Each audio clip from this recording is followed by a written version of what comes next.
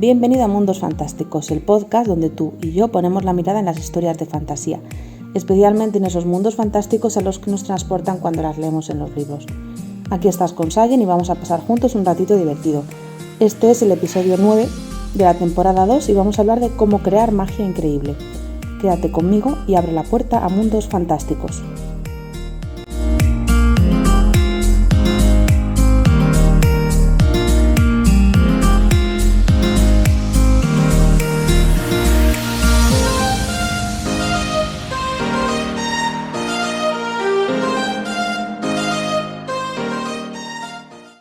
Bueno, hoy nos vamos a enfrentar a un podcast muy interesante, sobre todo para el world building de fantasía, ¿no? Para todo tipo de libros o universos de fantasía.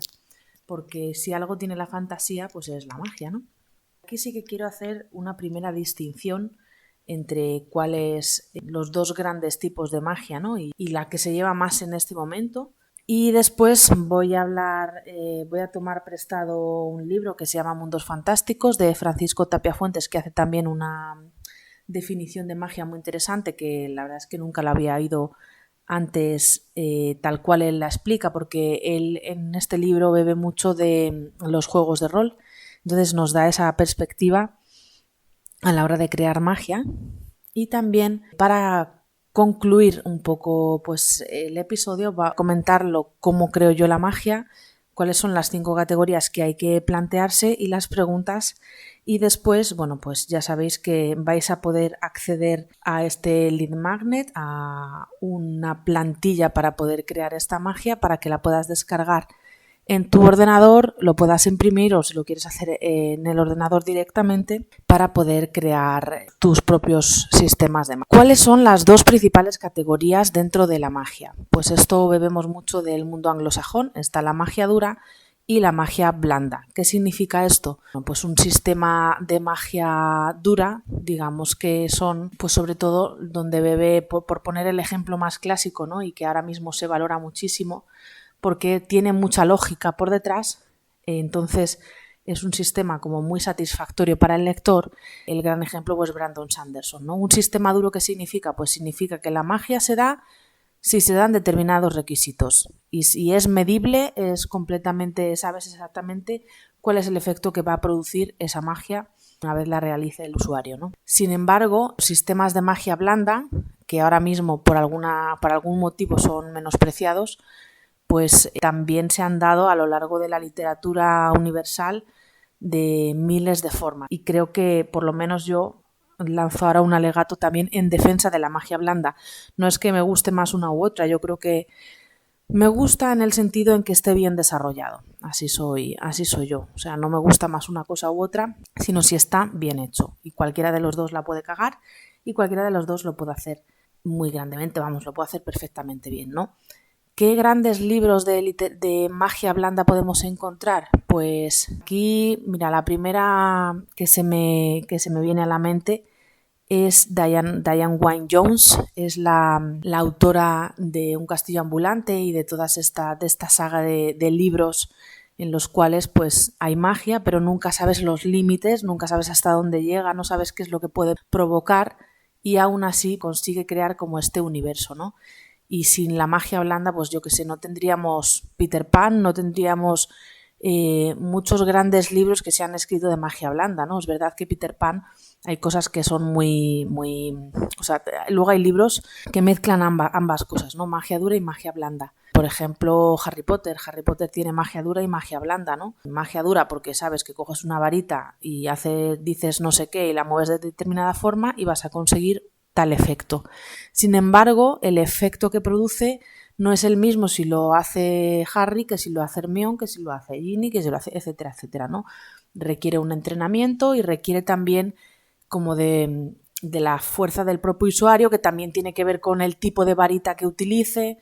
Entonces, bueno, se van desdibujando, ¿no? Y luego pues también se mete ahí pues la magia de el amor que protege a Harry, ¿no? Entonces esos límites también se van desdibujando un poco en algunos momentos. Y una vez que hemos hablado de estos dos grandes grupos, que yo creo que elegir uno u otro, pues eso ya va en función de la obra que tú quieras y del mensaje que tú quieras transmitir, o sea que no, yo creo que no deberíamos menospreciar ninguno, salvo que, bueno, a ti te guste más uno que otro, pues maravilloso. Aquí no estamos hablando de gustos, estamos hablando del mérito que tiene crear este tipo de magia. Y bueno, tomando el libro este de Mundos Fantásticos, es un libro publicado con la editorial Con Pluma y Píxel, el autor es Francisco Tapia Fuentes, y es una guía para la creación de mundos de fantasía. Entonces, como decía, bebe mucho de los juegos de rol y establece varios tipos de magia que los define a grandes rasgos como los siguientes: magia divina, magia arcana, magia espiritual o chamánica, magia de invocación y magia nigromántica. Os voy a explicar un poquito tal y como él lo explica aquí en su libro. Dice, la magia divina se realiza lo hacen los dioses a través de los clérigos que ofrecen sus favores en forma de milagros, ¿no? Entonces el sacerdote llama al dios de la guerra en el medio de la batalla, el dios que sea, ¿no? Entonces la primera es que los dioses son los que otorgan sus poderes en función de su personalidad. Depende de la personalidad del dios, otorga al sacerdote o al clérigo ese tipo de poder y cada dios pues tiene su cometido y su personalidad muy claros para poder ofrecer unos poderes determinados. Muy típico de esto pues podría ser la mitología griega, ¿no? Y todos los libros que beben un poco de esto. Estoy pensando ahora mismo, por ejemplo, en Percy Jackson. La segunda traba que viene derivada de esto último pues es la personalidad, ¿no? Los dioses suelen exigir cierta fidelidad a sus servidores. Entonces, no sirve que cualquiera rece a tal dios y entonces tenga eso, sino que exigen cierta fidelidad y tienen una pauta marcada en sus vidas. Tienen diferentes obligaciones como rezos, promesas, peregrinaciones, códigos morales, en sintonía con el dios al que sirven, ¿no? Y estas exigencias deben ser cumplidas siempre so pena de perder el favor del dios o ser expulsado de la comunidad de creyentes. Entonces esta sería la magia divina. ¿Cuál sería la magia arcana? Su poder proviene de fuentes diversas a dioses, por lo tanto no exige fidelidad alguna. Puede ser influencia por campos mágicos, conjunción de planetas, no dependiente de entidades sobrenaturales. Los magos o hechiceros, los usuarios de la magia, son capaces de alterar las leyes de la naturaleza a su antojo. Algunos ejemplos de orígenes, por ejemplo, los elementos que forman el universo, agua, tierra, aire y fuego, la influencia de los astros, la mente consciente o subconsciente, el poder de los objetos, el poder de palabras y sonidos, el poder de la luz y la oscuridad, corrientes y centros de poder de magia primigenia, o sea, lugares, ¿no?, donde se mueve la magia. Aunque el origen de dicho poder varía de un mundo a otro, pues es necesario dejarlo bien claro desde el principio, sea cual sea el origen de la magia arcana, y sigue sus propias reglas. Normalmente el dominio de la magia arcana viene ligado a años de estudios, múltiples sacrificios personales en aras de tener más poder, y los magos suelen ser ese tipo de persona pues que no ve con buenos ojos a la competencia de sus iguales. Que bueno, esto pues supongo que depende del mundo. Estas comunidades de magos pues necesitan también de una gran cantidad de dinero para seguir funcionando, claro. Pueden servir, por ejemplo, a un poder político o de una región, o formarse algún tipo de magocracia. O sea, puede ser que estos magos pues tengan cierto grado de poder dentro de las comunidades humanas. El tercer tipo de magia que establece en este libro es la magia espiritual o chamánica, que es típica de culturas poco civilizadas. Es bastante similar a la magia divina, aunque su fundamento no está en la adoración de los dioses, sino en aquellas entidades en posiciones inferiores o de menor importancia. Básicamente, pues en la ejecución de rituales para contentar a determinados espíritus, de modo que otorguen sus favores al chamán que lo solicite. El hecho de tener que llamar la atención de los espíritus para que fijen sus miradas en el plano de los mortales pues exige un fuerte pago, el cual será proporcional a la importancia del favor percibido. Y los espíritus no tienen por qué ser amables, no tienen por qué responder como ellos quieren, sino que el pago pues puede ser bastante macabro o ridículo. Por ejemplo, una lista de posibles pagos: pinturas corporales, pinturas de guerra, pinturas sobre superficies, en cuevas, en rocas, en el propio suelo, elaboración de exvotos o figurillas, tatuajes, escarificaciones, danzas rituales, ordalías, automutilaciones como el símbolo del sacrificio, ofrendas de posesiones, sacrificio de animales pequeños o grandes, sacrificio de seres inteligentes. Entonces el uso de rituales enlentece un poco, o sea, hace más lento el proceso de conseguir magia, aunque no excluye un uso instantáneo de la magia como bolas de fuego, relámpagos, porque estos se han visto, ¿no?, en diferentes libros. Pero digamos que la magia chamánica pues sería un poco en este sentido. ¿Cuál sería el cuarto tipo de magia? Magia de invocación.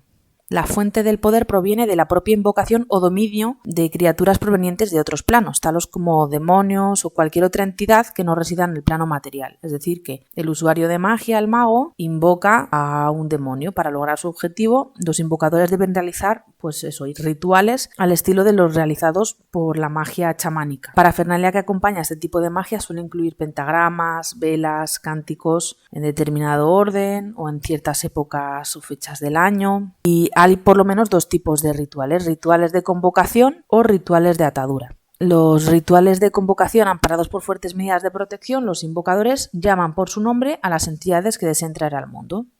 Y los rituales de atadura, pues mediante diversas técnicas, los invocadores doblegan la voluntad de entidades invocadas, obligándolas a la servidumbre en un periodo de tiempo. El pago requerido puede ser elevado. Sin duda, la magia de invocación es de las más peligrosas. Puede llevar a cabo un hechicero. La reiterada ejecución de estos rituales, pues para invocar un demonio o seres de otros planos, de otros mundos, termina por afectar al cuerpo y al alma del usuario, ¿no? Todo ello hace que los practicantes de este tipo de magia sean criaturas solitarias, dotadas de gran voluntad y, sobre todo, mucha ambición. Por último, nos indica aquí la magia nigromántica. Es muy similar a la magia de invocación, pero ligada a la existencia de la muerte como entidad. Los nigromantes practican la magia ritual, por lo descrito para los chamanes e invocadores, también sirve para ellos, ¿no? La diferencia está en que, además de poder invocar favores y sirvientes, los nigromantes pueden alterar el equilibrio de la vida y la muerte. ¿Qué pueden realizar estos? Pues reanimar cadáveres para que sean sus sirvientes, crear criaturas a partir de restos cosidos o unidos de otros seres, extraer vida de otras criaturas para prolongar su propia existencia, matar a sus enemigos mediante maldiciones o establecer contacto con espíritus de los muertos, para obtener así información, ¿no? Y luego establece otra magia más, que sería la magia vinculada. ¿Qué es esto? Pues puede que en tu mundo la magia esté ligada, por ejemplo, a diferentes objetos mágicos, por ejemplo, el anillo único o la espada Excalibur, o a lo mejor a determinados patrones genéticos. Algunas razas tienen poderes mágicos desde su nacimiento. En cualquiera de estos dos casos de la magia vinculada, tiene un origen ligado a un objeto o una criatura en cuestión, de modo que la extracción de dicha esencia mágica podría suponer el desarrollo de una serie de profesiones destinadas a drenar dicho poder, ¿no? Por ejemplo, los órganos de un dragón podrían ser la fuente de innumerables recursos mágicos o alquímicos, o las piezas de un báculo de un hechicero podrían venderse por separado, porque están imbuidas de magia muy poderosa. ¿Qué tipo de objetos pueden actuar como receptáculos de magia? Armas, armaduras, amuletos, abalorios, joyas, pergaminos, pociones, elixires, varitas, cetros, gemas y orbes, estatuas animadas, objetos mundanos encantados, por ejemplo, unas botas de 7 leguas. El usuario no tendría que ser nadie especial, sino que sería una persona que tiene ese objeto y que le da un uso mágico. El hecho de depositar parte del poder de un objeto pues puede ser una ventaja o un inconveniente, o sea que a la hora de escribir todo esto pues hay que valorarlo, ¿no? O sea, por ejemplo, a la hora de crear los Horcruxes, pues Voldemort tenía que separar una parte de su alma, y esto forma parte de la trama. Dependiendo del nivel de magia permitido en tu mundo, podría haber incluso profesionales dedicados a encantar por cierta suma de dinero objetos mundanos para que tuvieran efectos mágicos o ayudaran a sus dueños con determinadas tareas. Así la gente con recursos podía disponer de pendientes mágicos o, bueno, pues lo que se considerara. Sin embargo, como escritores es posible pues que estos 5 más 1 tipos de magia que hemos visto se nos quede un poco corto a la hora de establecer un sistema de magia completo dentro de nuestro libro o de lo que nosotros queremos contar. Yo he establecido 5 categorías dentro de, pues para crear un sistema de magia de forma sistemática, ¿no? O sea, un sistema de magia. Entonces, estas serían un poco las 5 categorías para no dejarnos nada en el tintero. Habilidades, limitaciones, usuarios, forma de usar la magia y universo. ¿Qué quiere decir esto? Habilidades. ¿Qué habilidades requiere tener magia? Diferentes personas pueden tener también poderes diferentes, entonces tenemos que ver qué habilidades requiere este sistema de magia que estamos creando. Si es algo que se tiene por nacimiento, entonces si has nacido con ello lo tienes y punto. Si es algo que se adquiere por aprendizaje si es algo que requiere objetos mágicos. Aquí nos tenemos que preguntar también, ¿todas las personas de nuestro mundo tienen magia o solo algunas? ¿Vale? ¿Y cuánto control tienen sobre esa magia? ¿Cuánto control? Aquí es la pregunta de magia dura o magia blanda. Si pueden conseguir exactamente lo que quieren o digamos que está abierto a cierto tipo de azar. Entonces esto lo tenemos que establecer y va a jugar mucho dentro de la trama. Entonces no podemos quedarnos en, bueno, pues ahora estoy creando un sistema duro y de repente hago no sé qué que no estaba esperado, no te lo esperabas dentro de la magia, ¿no? Porque esto puede romper mucho la lógica cuando el lector está leyendo. Entonces, por establecerlo desde el principio. La siguiente categoría después de habilidades son las limitaciones. ¿Cuáles son los límites de este sistema de magia? Puede que en tu mundo puedas tener varios sistemas de magia diferentes, entonces tendrías que rellenar esto pues varias veces según el sistema de magia. Por ejemplo, ¿cuáles son los límites de los superhéroes? La mujer invisible no puede hacer su ropa invisible. Cíclope necesita su máscara para canalizar su poder. Es una limitación, él puede abrir los ojos y destruirlo todo, pero para canalizar su poder pues necesita su máscara, ¿no? Una limitación también puede ser el conocimiento de determinado hechizo. Si no lo conoces, si no lo has visto nunca, pues no lo puedes realizar. Siguiente limitación. Siguiente pregunta. ¿La magia te consume física o mentalmente? Si te consume, por ejemplo, estoy pensando en Eleven de Stranger Things, cuando utiliza sus poderes mentales, pues siempre le sangra la nariz, ¿no? ¿Consume física o mentalmente? ¿Cómo le afecta al usuario? La siguiente pregunta. ¿Los usuarios tienen alguna debilidad? Una cosa es una limitación y otra cosa es que el usuario tenga una debilidad. Por ejemplo, la kriptonita para Superman, el miedo para Elsa de Frozen, la plata para los licántropos. Entonces puede ser que tu vampiro sea alérgico al metal o a lo que sea, ¿no? Es muy interesante, ¿no?, unir esto a la creación de este tipo de usuarios que utilizan la magia o criaturas, ¿no? ¿Cuáles son las reglas? ¿Cuáles son las reglas de esta magia? ¿Cómo se limita? Por ejemplo, aquí podemos tener un contrato en La Sirenita o los 3 deseos del genio de la lámpara de Aladín. Entonces puede ser que la magia tenga diferentes reglas, entonces hay que establecerlas también. Ya hemos visto las dos primeras categorías para crear un sistema de magia: habilidades, qué habilidades requiere y cuáles son las limitaciones. La siguiente, que es súper importante, ¿quién puede usar la magia? Y aquí lo dividimos en dos: si se nace con ella o si no se nace con ella. Si se nace con ella, todo el mundo nace con ella. ¿Por qué?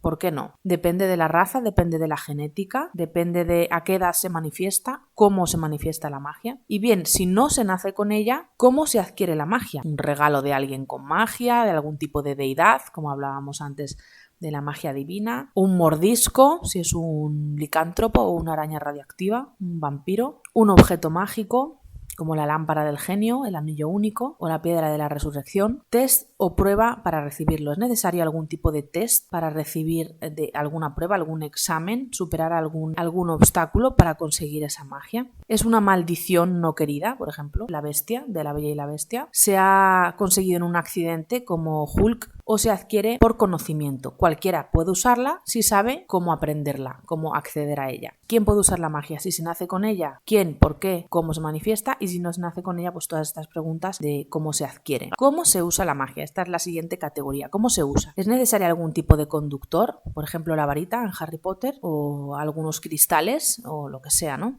¿Se necesita algún tipo de encantamiento? ¿Se necesitan materiales, un pentagrama, pociones, sacrificios? ¿Se necesita practicar? Por ejemplo, en la película de dibujos de Avatar, ¿no?, que tienes que practicar una serie de gestos y si lo haces mal pues no sale. O estaba pensando también en el Antris, se necesita practicar. ¿Se necesita alguna localización o condición especial? Es decir, ¿te transformas en lobo durante la luna llena? ¿O solo puedes realizar este hechizo una noche al año, una noche de Halloween? Pues todo esto es muy interesante de cómo se usa la magia. Por último, ¿cómo afecta al universo?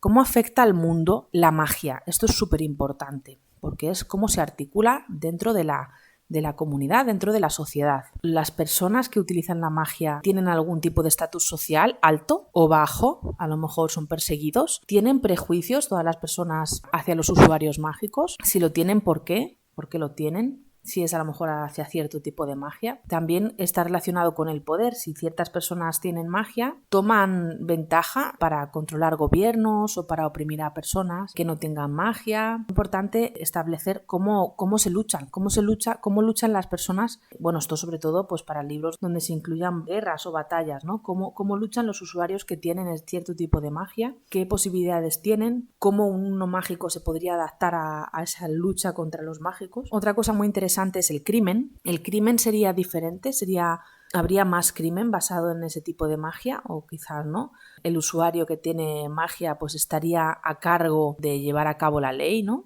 ¿Cómo sanan? ¿Cómo se sana? ¿Cómo se curan? Si parte de lo que es la magia o del sistema de magia que hayas establecido hace que sanen más rápido, o si pueden utilizar su magia para sanar a otros o a sí mismos.